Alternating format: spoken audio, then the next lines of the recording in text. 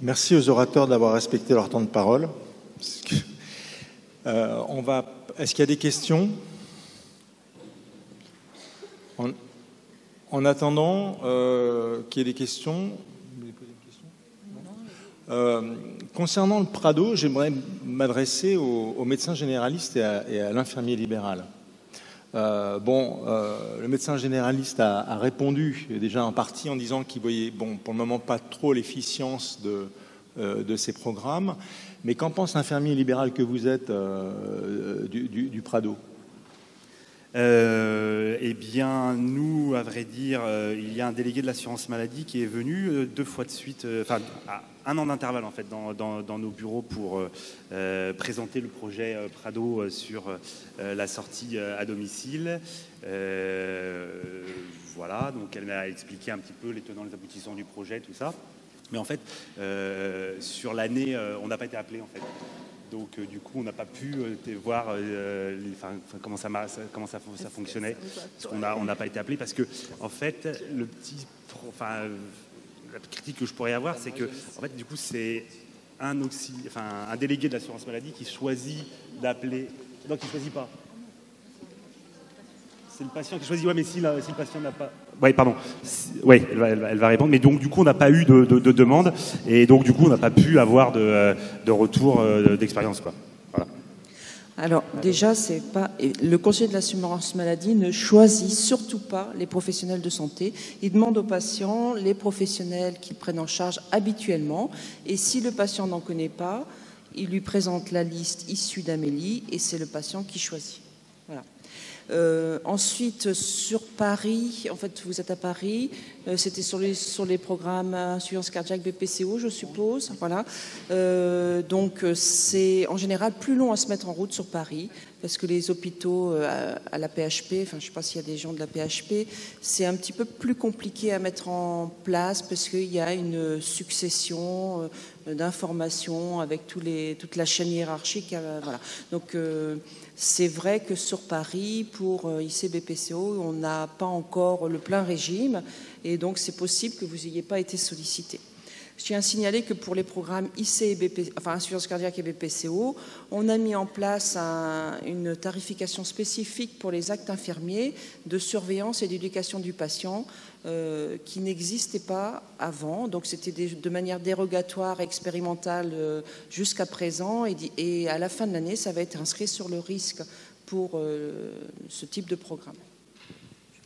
Alors, pour diriger une thèse qui est en cours sur justement le Prado, le retour, les quelques résultats que l'on a, c'est qu'effectivement l'infirmière qui se doit de rappeler le patient et savoir si les choses se passent bien au sortir de l'hôpital, voilà, fait très bien son travail. Par contre, la communication entre cette infirmière dite référente et le médecin traitant est relativement modeste, pour ne pas dire nulle. Est-ce qu'il y a des questions? Oui, ici, devant. Bonjour. Je suis médecin coordinateur de l'HAD de Bourg-en-Bresse, Caroline Tataille. Et j'avais une question concernant les plaies douloureuses. Est-ce que vous, dans votre secteur, vous avez la possibilité de faire appel à votre HAD pour l'utilisation des gaz méopas? Et si oui, est-ce que vous trouvez que c'est efficace ou pas? Oui, alors je vais vous répondre. En fait, sur Paris, il y a pas mal d'HAD, des privés, des publics, et on pourrait éventuellement, je pense, dans certains cas, effectivement, passer par demander un relais HAD, en fait. Je ne sais pas où vous êtes. Vous êtes où? On ne vous voit pas, en fait. Tout là-haut. Ah oui, d'accord. Et donc, du coup, oui, je pense que c'est une possibilité, effectivement, si on appelle l'HAD, parce qu'on travaille avec eux, mais en fait, c'est plutôt dans le sens inverse. En général, c'est plutôt l'HAD qui nous appelle pour un relais de patients. Mais je pense qu'effectivement, ça pourrait être possible.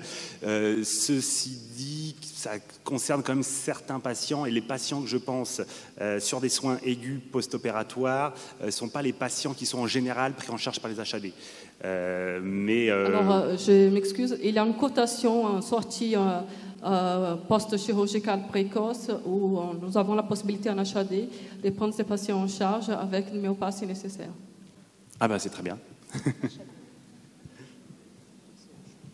Je rappelle juste que le Méopa est réservé à l'HAD sur l'extérieur. À l'hôpital, évidemment, on l'utilise tout le temps. Mais voilà, c'est vrai que les libéraux, pour des questions de transport, de stockage, etc., n'ont apparemment pas accès au Méopa en libéral. Daniel, tu veux intervenir? Non? Allez-y. Pour le Prado, ça concerne des soins légers, entre guillemets. C'est pas des personnes en soins palliatifs. Alors, il faut que le patient puisse retourner à domicile. Oui. C'est le critère. Le critère, de toute façon, il y a des critères médicaux et sociaux, et c'est vraiment l'équipe médicale hospitalière qui décide l'orientation dans le Prado ou dans une autre structure selon l'état du patient. Donc voilà, c'est ça les critères. Donc s'il y a quelqu'un qui est en soins palliatifs à domicile et avec une organisation, on va dire, de ville, le Prado peut être une solution. Daniel, tu veux intervenir sur le Méopa, je crois. Oui, il y avait deux choses. Oui, alors sur le Méopa à domicile, c'est possible. C'est le titre du film qu'on a fait justement avec le réseau à Angoulême il y a 2 ans maintenant, qui est en ligne sur le site du CNRD, où on montre bien de manière assez évidente que, en effet, ce Méopa sur des plaies chroniques, comme on vient de le voir, et quand on voit toutes les dépenses que vous avez montrées, c'est en effet, c'est encore plus stimulant. Il faut développer ce Méopa à domicile, puisqu'on voit que l'HAD, et encore toutes les HAD ne l'ont pas, une minorité d'HAD, à ma connaissance, utilise le Méopa à domicile. C'est possible, moyennant, c'est vrai, il y a toute une série de contraintes parfois de laisser la bouche pleine, mais il y a des embouts de sécurité pour éviter des mésusages. Mais néanmoins, il est possible, non seulement il est possible de le faire à domicile, mais en plus ça marche et ça réduit drastiquement les durées de soins. Les cicatrisations sont nettement améliorées. Donc vraiment, là, il y a un besoin. Alors comme on l'a vu ce matin, le CNRD va devenir aussi un peu un lanceur d'alerte. Alors le ministère s'est plus ou moins saisi, d'ailleurs, à la suite du film, de ce problème, mais on ne va pas se priver de relancer ces alertes sur, en effet, il y a un moyen simple, efficace, quotidien, qui fait ses preuves tous les jours, qui est sous-utilisé et qui pourrait générer des économies majeures à l'assurance maladie. Autre élément qu'on peut évoquer, ben oui, c'est ce problème de la coordination. On voit là, en libéral, c'est presque caricatural, mais on l'a vu aussi ce matin, dans le service de médecine interne, eh ben, vous avez bien vu la coordination, parler ensemble, et la douleur, c'est capital. On ne peut pas prendre en charge ce type de douleur si chacun est dans son coin, dans sa niche. Et là, c'est une évidence qu'il faut rappeler. Mais là, on voit la complexité, et on voit même que la coordination des administrations n'est pas non plus la meilleure, puisqu'on voit dans les dernières diapos de M. Farge qu'il y a maintenant 2-3 programmes qui se chevauchent. Hein, il n'y a peut-être pas eu de coordination préalable. Donc voilà, je crois que c'est en effet un message évident, essentiel, mais la complexité de nos administrations, des territoires de chacun, fait que, hélas, on a encore beaucoup de travail devant nous. D'autres questions? Moi, j'en ai une, donc concernant le Prado. On voit bien qu'il y a des Prados qui marchent et il y a des Prados qui ne marchent pas. Moi, ou qui marchent moins, on va dire. Hein, c'est plus satisfaisant comme proposition. Moi, en tant que président de réseau, nous nous sommes tenus à une évaluation quasiment annuelle de nos réseaux. Est-ce que pour le Prado, il y a des évaluations? Comment ça se passe? Est-ce que les résultats sont consultables ou est-ce qu'on peut regarder? Est-ce que vous pouvez nous dire ça? Tout à fait. Alors déjà, je dirais qu'il n'y a pas des Prados qui marchent bien et des qui marchent moins bien. Il y en a qui sont à différents stades d'évolution. C'est-à-dire qu'on se réfère toujours au premier programme qui a été mis en place à partir de 2010, qui est la maternité. Mais il a fallu 6 ans pour arriver à des résultats qu'on a aujourd'hui, c'est-à-dire on pense cette année qu'on va avoir 360 000 inclusions dans ce programme et c'est dans 90% des maternités, mais 6 ans il a fallu. Donc les autres sont plus récents. L'orthopédie, ça a commencé en 2012. Là, ça va être généralisé à la chirurgie. Cette année, je pense qu'en orthopédie, on va inclure 30 000 patients. Et pour les programmes pathologie chronique, insuffisance cardiaque, BPCO, pour l'instant, c'était encore au stade expérimental sur quelques territoires. Pour l'insuffisance cardiaque, on va avoir un développement France entière en début d'année 2017. Donc c'est peut-être ça aussi qui fait que vous avez l'impression que... voilà. Pour les pathologies chroniques, il faut voir que chaque médecin va en général avoir 2 ou 3 patients concernés par chaque programme chaque année. Donc c'est vrai qu'à l'échelon individuel, c'est peut-être, vous avez l'impression que c'est pas... Voilà. Et c'est quand on somme tout ça qui fera le dynamisme du programme. Concernant les résultats, oui, on évalue chaque année les résultats sur différentes... on fait une évaluation médico-économique et on publie ces résultats dans le rapport charge et produit que j'ai évoqué tout à l'heure, entre autres, où on fait des publications aussi dans les journaux scientifiques quand on y est invité. Néanmoins, quand même, pour la chirurgie orthopédique, en particulier dans nos provinces reculées, puisque moi je suis en Charente c'est 350 000 habitants, quand la sortie des patients bénéficiant d'une prothèse de hanche ou de genou est conditionnée au fait, donc pour le Prado, est conditionnée au fait de trouver un kiné libéral, là ça pose un réel problème et vous pouvez mettre 6 ans, 10 ans, vous n'allez pas augmenter le nombre de kinés. Et donc en fait le vrai problème, c'est que ces patients vont en centre de rééducation parce qu'on ne peut pas leur proposer l'intégralité du programme. Non, c'est un frein, la disponibilité des professionnels en ville, c'est vrai. Néanmoins, l'organisation mise en place pour le Prado, le conseiller de l'assurance maladie, va chercher quand même un kiné libéral et aura quand même un peu plus de facilité que les patients par eux-mêmes. Mais c'est vrai que c'est un frein, je suis d'accord. Un autre frein également, je pense, c'est que les consultations de médecins spécialistes à l'hôpital sont surbookées. Certains praticiens, notamment des cardiologues et même des diabétologues, ne prennent plus de nouveaux patients. Là aussi, c'est un sacré frein quand même. Donc sur le papier, c'est très bien. Et c'est vrai que vous montrez plusieurs centaines de milliers de malades. Néanmoins, il y a quand même la réalité du terrain qui nous rattrape. Oui, ça fait partie de l'organisation des soins et je peux vous faire la même réponse que pour le kiné, pour le cardiologue libéral ou le pneumologue libéral pour les volets insuffisance cardiaque et BPCO. Hospitalier, je parle. Et hospitalier, parce qu'effectivement, même la disponibilité des hospitaliers et des libéraux additionnés n'est pas suffisante, on le sait. Néanmoins, l'organisation fait qu'il y aura quand même une place prioritaire pour ces patients en sortie d'hospitalisation pour décompensation d'insuffisance cardiaque ou exacerbation de BPCO. Voilà. Une question dans la salle ?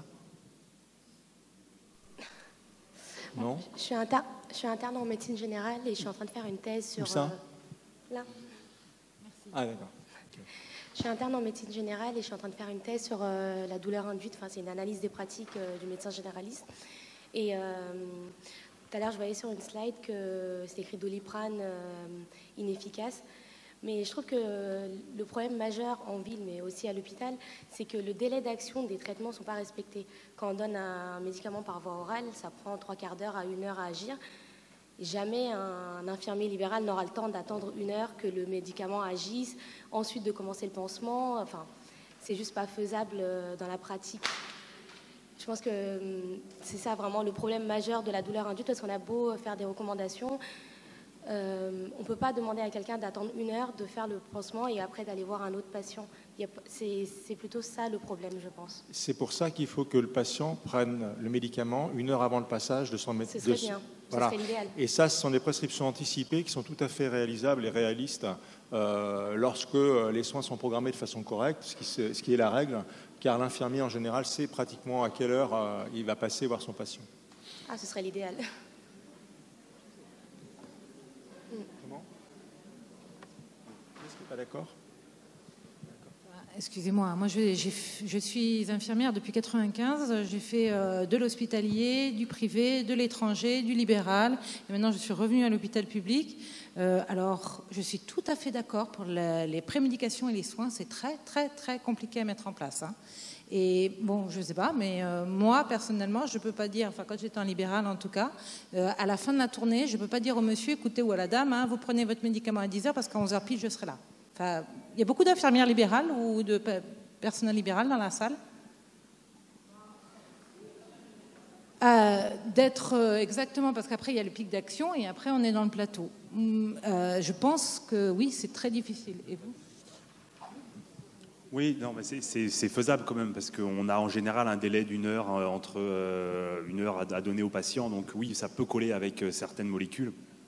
Effectivement, et ça, il faut le faire d'ailleurs, mais il faut que le médecin l'ait fait. Si le médecin n'a pas fait de prescription anticipée, du coup là on est un petit peu démuni. Alors il faut en général rappeler le service hospitalier si c'est une prescription hospitalière, parce qu'en général c'est un chirurgien qui a fait la prescription pour un pansement post-op. Et contacter un chirurgien à l'hôpital, surtout l'hôpital public à Paris, pour avoir une prescription d'antalgique, c'est souvent un petit peu compliqué dans les faits en fait. Hein. Alors on peut en avoir une par un médecin généraliste, mais ça se fait et ça marche. Ça marche, ça peut marcher. Mais sur des douleurs qui sont un peu plus compliquées, avec des procédés peut-être un peu plus compliqués, ça devient tout de suite complexe. En particulier, je parlais du méopa, quoi. Voilà. Pour ce faire, il y a quand même un problème avec les patients qui présentent certains troubles cognitifs. Pour le méopa ? Pour le méopa ou pour la prise de médicaments, par exemple des personnes qui ont des personnes plus âgées qui ne regardent pas trop l'heure, ou à qui il faudrait dire vous prenez des médicaments à telle heure, mais où ils l'oublient, ou des personnes qui oublient aussi de s'hydrater de manière régulière. C'est pour ça que ma collègue disait à l'instant quelque chose de tout à fait juste. On ne peut pas tout miser là-dessus. Hein, c'est juste un aspect du problème, le médicament qu'on donne 1 heure avant, mais il y a d'autres choses à faire, on est bien d'accord. Il faut repenser le soin.